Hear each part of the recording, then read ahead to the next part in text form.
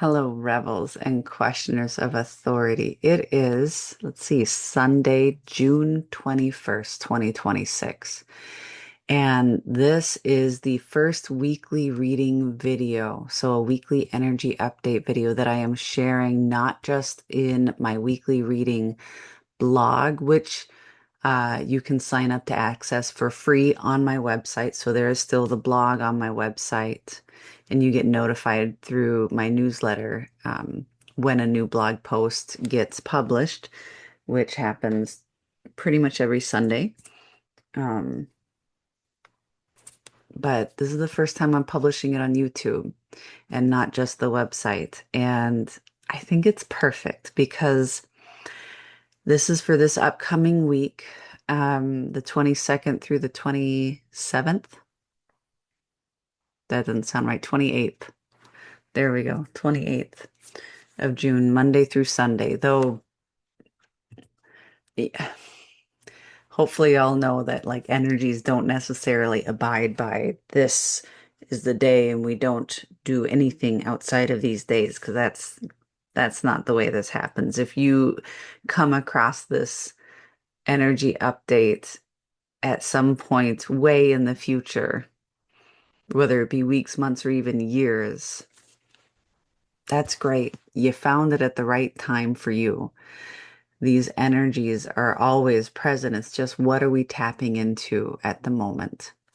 And so this week's primary theme is brought to us by Hyena. And so for those of you on YouTube, I have two decks that I draw from. The Wild Unknown Animal Spirit deck by Kim Krantz and the Osho Zen Tarot, which is actually new for me. I got it for my birthday earlier this week and I've really been enjoying it so far. But hyena, when you think of hyenas, maybe you think of uh, Disney's The Lion King and the hyenas in there, and they're just laughing all the time, and they use a lot of sarcasm, and they're kind of mean and vicious. And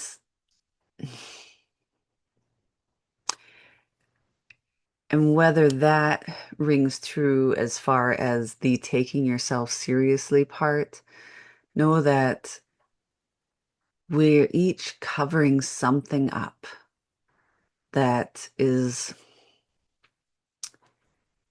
preventing us from taking ourselves seriously. And taking ourselves seriously doesn't mean that we're always serious, that we're always not laughing and no humor.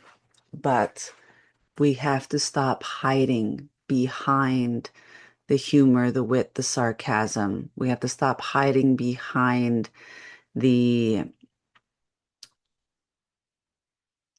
sharp biting comments or the deflection. We have to stop avoiding our truth and our power. This past week's energy, and again, if you're watching this on YouTube, please go to my website, questionsauthority.com, sign up for your free account to get the blog. You can see past weekly readings. I started these sometime in March of this year. So there isn't a ton of them out there yet, but they are there. And this past week that we're just kind of finishing up as I'm making this was face your fear. And really, I could have called it face your power because what what we tend to actually be most afraid of is our own truth, our own power. And taking ourselves seriously, hyena, taking ourselves seriously is something that I'm really starting to do. And honestly, I can see looking back, because hindsight's always 2020. I can see where I wanted to do that and I wanted to take myself seriously. And even even when I started putting these weekly energy updates out on my website on blog form and my daily readings out as video shorts on YouTube and Instagram and Facebook, they really, I really wasn't taking myself seriously yet. I was still hiding. I was still trying to play small, trying to avoid really coming into my power, which for me means being more visible, especially as an embodiment coach and teacher. It helps to be visible, but it's kind of terrifying, right? A lot of us have that fear of being truly seen. And so hyena's kind of been kicking my butt, and I didn't even really know it.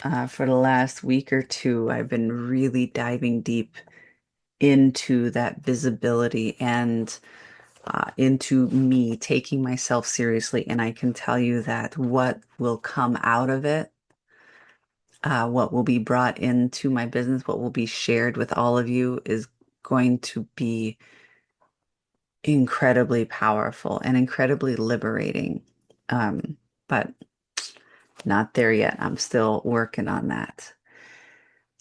But there are three other cards. So there was four cards that I drew. And the next two all come from the Osho Zen Tarot deck. And so participation, come on, focus in. I don't know. Let's see if I can get it close enough. Come on, camera. I don't know if you can really see it. I might read the description because until I read the description of this card in the book, I didn't know exactly what I was looking at either. It did not look the way it had been described. So in that card, each figure in this mandala holds the right hand up. Actually, I think they missed that. It holds the left hand up in an attitude of receiving and the right hand down in an attitude of giving. The whole circle creates a tremendous energy field that takes on the shape of the double dorje, the Tibetan symbol for the thunderbolt. The mandala has a quality like that of the energy field that forms around a Buddha, where all the individuals taking part in the circle make a unique contribution to create a unified and vital whole. It is like a flower whose wholeness is even more beautiful than the sum of its parts, at the same time enhancing the beauty of each individual petal. What I really took from this card is it's time to be an active participant in your own life. You have to take yourself seriously and you have to actively participate and make more aware, conscious choices, intentional choices to participate in your life. So, again, a little bit from the book. Philosophy is speculation, Zen is participation. Make participation your lifestyle, and the whole existence becomes such a joy, such an ecstasy. You could not have dreamed of a better universe.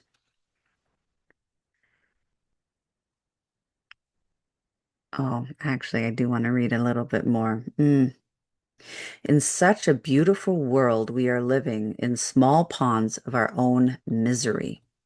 It is familiar, so even if somebody wants to pull you out, you struggle. You don't want to be pulled out of your own misery, of your own suffering.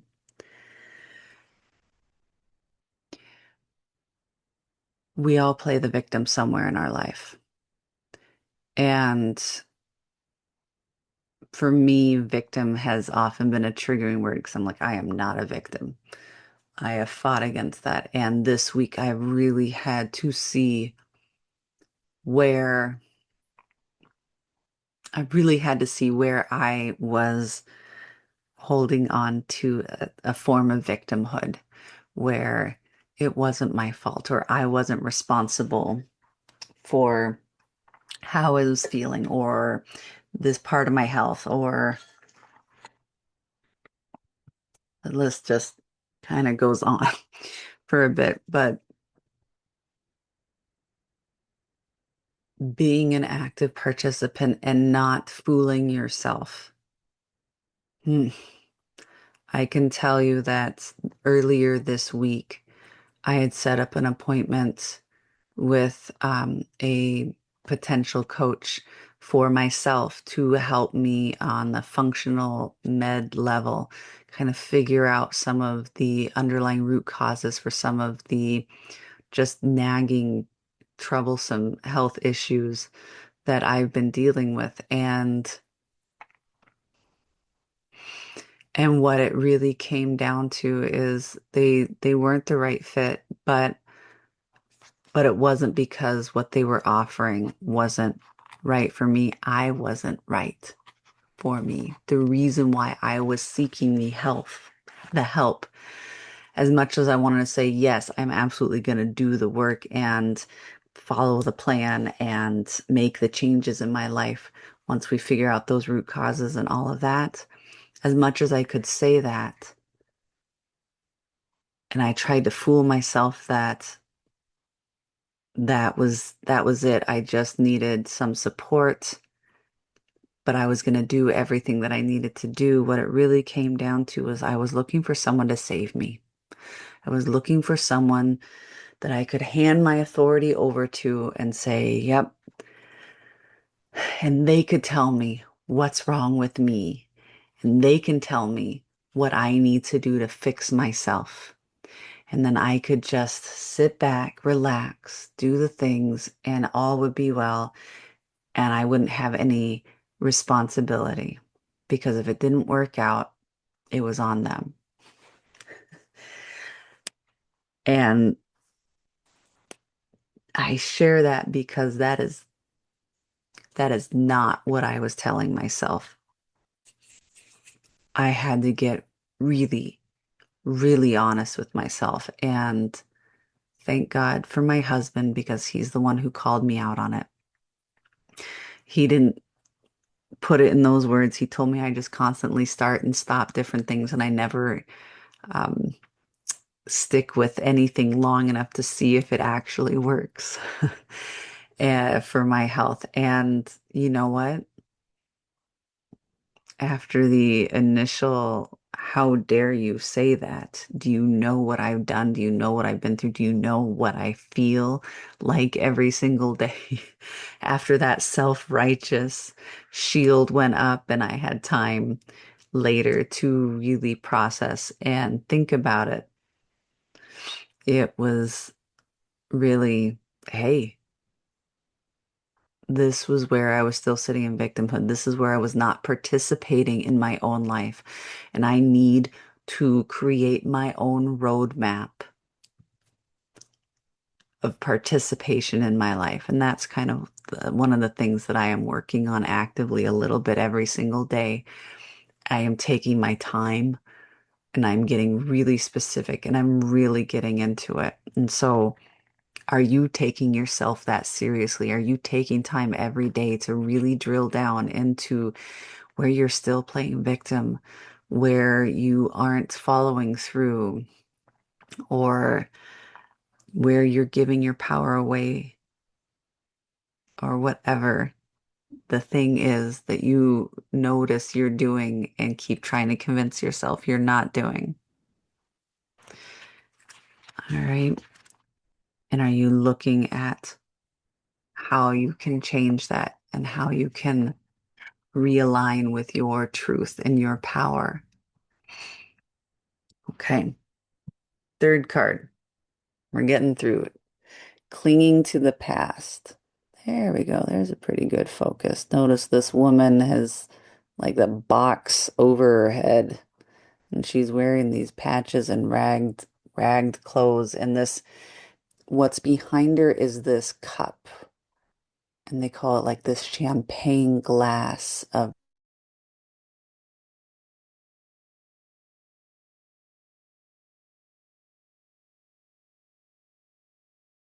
will simply create misery. right? So your nostalgia or your insistence on clinging to the past is preventing you from participating wholly in your life as it is right now. Let the past go. And a little bit from the book here, these tenses, past, present, and future, are not the tenses of time. They are the tenses of the mind. That which is no longer before the mind becomes the past, and that which is before the mind is the present. And that which is going to be before the mind is the future. The past is that which is no longer before you. Future is that which is not yet before you. And present is that which is before you and is slipping out of your sight, and soon it will be the past. If you don't cling to the past, because clinging to the past is absolute stupidity, it is no longer there. So you are crying for spilled milk. What is gone is gone. And don't cling to the present, because that is also going, and soon it will be past. And don't cling to the future, hopes, imaginations, plans for tomorrow, because tomorrow will become today, will become yesterday. Clinging will simply create misery. You will have to let go.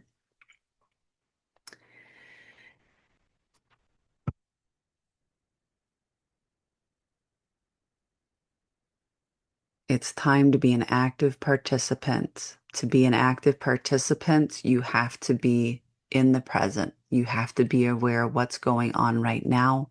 You have to practice that presence in the present moment. It doesn't come naturally or easily to us.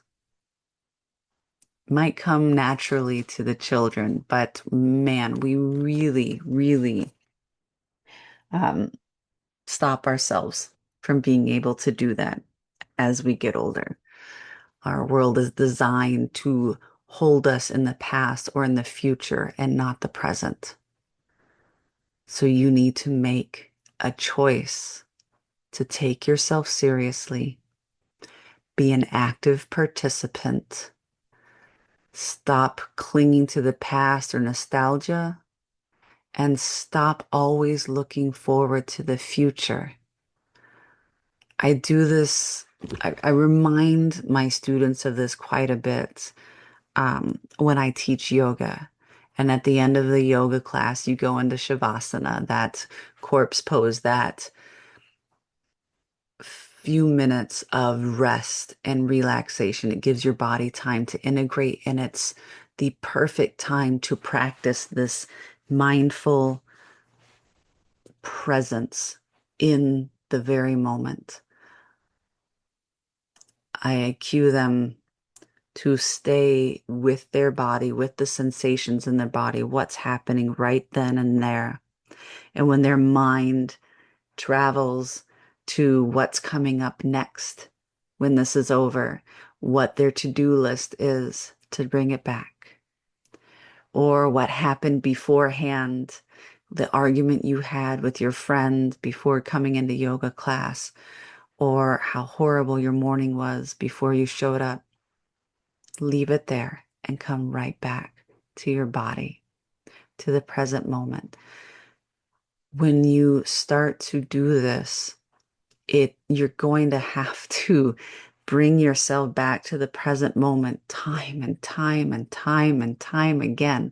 And in a 10-minute Shavasana, if you're practicing that in that time, it might be 200 or 2,000 times that you're bringing yourself back. You might feel like you spent more time noticing that you were somewhere else. Oh, look at that. Come on, zoom back out.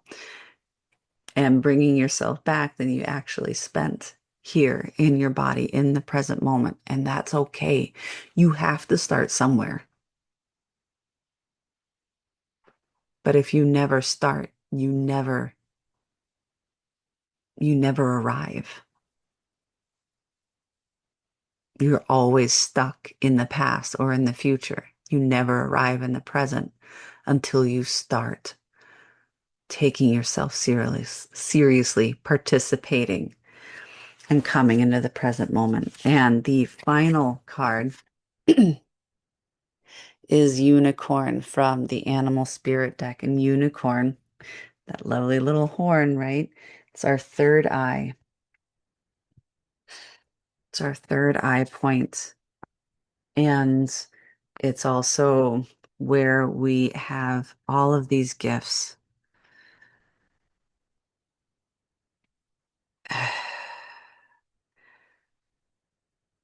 The ancient yogis believed it to be responsible for our intellect, intuition, and deepest wisdom, our third eye.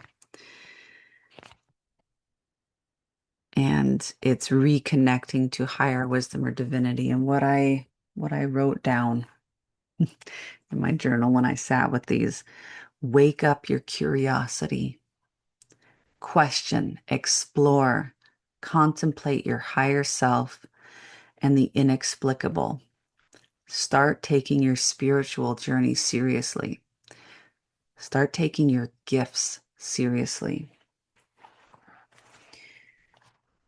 I'm starting to really take my gifts seriously and not just dabble. I am working on moving from amateur and novice into professional. And that means that I have to work at it. I have to dedicate time and effort and intention and presence to it. I have to actively participate in the development of my gifts, in the acknowledgement of my gifts, and the use of my gifts and my journey and my spiritual practices. Coming back into my power requires that I take myself seriously, actively participate, let go of the past, stop worrying about the future, and be present right now with what I have, accepting my gifts as they are. And this energy is calling you to do the same, whatever they are, however you need to do it. So take the time to sit with it. I would highly suggest journaling, or whether that be writing it out in a journal, or maybe you prefer to talk it out. Sometimes I just record myself talking because that helps jog things free. Oh, excuse me. So let yourself spend time with yourself. Let yourself see where you haven't really been taking yourself seriously, where you haven't really been putting in the time and the effort that you've been trying to tell yourself you have been. So where have you been lying to yourself? Where have you been hiding from yourself? I love you so very much. I hope you stick around. Check out the next week's reading and, of course, the daily readings that I put out. Those are most days. There are some days where I take a day off, but most days you'll see a little video from me with a card pull or just simply a message, depending on what shows up for me that day.